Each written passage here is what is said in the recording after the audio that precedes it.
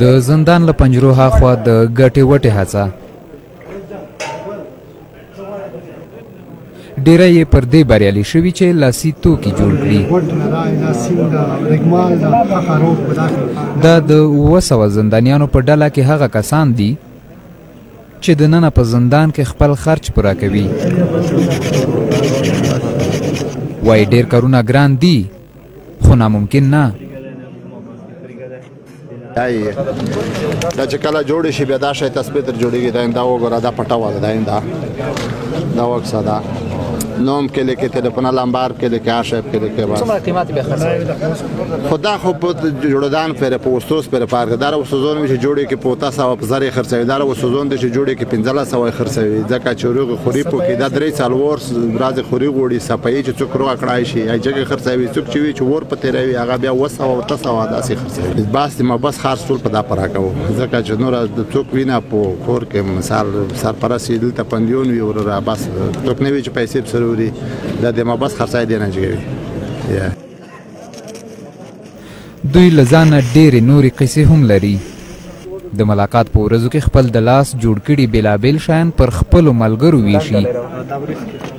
یو شمېر یې د زندان ډالیو په نوم جوړ کړي کالم خپلو ملاقات کوونکو او له زندان بهر ملګرو ته لیږي. دا زندان ډالۍ ده.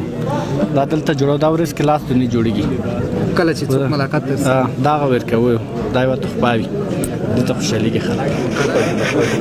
د زندان سختیو لکه د همدې تصفو غوندې سولولي خو هیلهمند دي چې له وتو وروسته به د قیمتي غمیو غوندې خپل ارزښت وښیي. په اوږده جنګ کې رالوی شوي نن لاسي هنر کې هم وسلې جوړوي. ښایي د جګړو اغېزې پر ذهن خور وي. دا شین هم جوړ کړی دی ځکه د غاړې له مرغلرو یې بیا هم ټوپک جوړ کړی. زون ته تخنیک لري هر شی زون ته مسلک لري وشه پاشین د خوري تکلیف وبسي وشه دغه نه کلام ما جوړ دی هر کنده شایم جوړ کړای وی نه میټر رینجر هر کنده شایم جوړ کړای دی 1400 ولا 1500 داسې کلداري خرڅيږي. لدین علاوه نور کوم لدی خو موټر جوړيږي 15000 شپږ نو تسبیح جوړیږي بکسونه جوړیږي هر څه کاروبار چلاند. قلمونه هر څه غواړي ریال جوړیږي ته کوم شی غواړي کې جوړیږي. دغه خپل خرڅ په محبس کې لدی ولا سړی همت کیږي بیخي ښه گزاره کیږي خو نرخ جګ ده. د محبس امنیتي مسؤلین وایي د بیلابیلو حرفو د زده کړې لپاره لوی ځای ته اړتیا ده خو اوس مهال لا ګزاره روانه ساتي. فی الحال اوس موږ دلته یوازې ګلدوزي او خیاطي هغه لرو او په زمن کې دغه د مرویو کاروبار دی چې دغه کوي دغه دریو بخښونو کې موږ هغه لرو. نور امکانات په دې خاطر نه لرو نه چې ځای نه لرو تعمیر ته نه لرو چې وسات ورته ورکو. په زمن کې برق نشته دی. کله چې دغه برق راته موږ سره وعده هم داسې شوې وه چې اولین دغه به محبس وي چې موږ ورته برق ورکوو. نو تقریبا 5-6 میاشتې کېږي چې خوست شاته برق راغلی دی ولې محبس تر اوسه هم ترې محروم دی.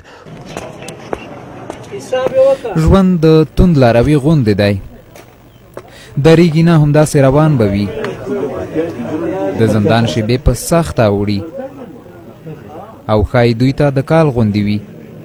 خو یوه ورځ داسې هم راتلونکې ده چې د دوی ځای به زندان کې یو بل څوک ډکوي او دا د ژوند لاره هم ده.